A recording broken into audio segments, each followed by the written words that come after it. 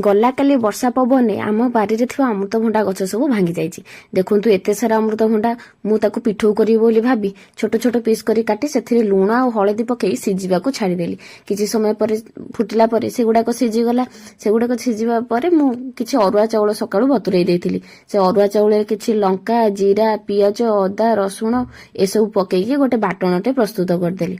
से बाटण रेडी हो गला पर से किसी लुण आ हलदी पकईकी गोलैदेली। एसबू गोलई सारा पर जो रखी भंटा गुड़ाक सीझेकी से पकईकी यही भाव चामच खंड खंड कला भाया चकटिला भाया होगला। तापर तावारे किसी तेल देकी से गुड़ाक सेकिबा स्टार्ट कली। मो बो तो यही भाव भंडा मूला पत्रकोबी ये गोटे फर्माट ही सब पिठो करे एगुड़ा खाइबा को भी बहुत टेस्टी लगे।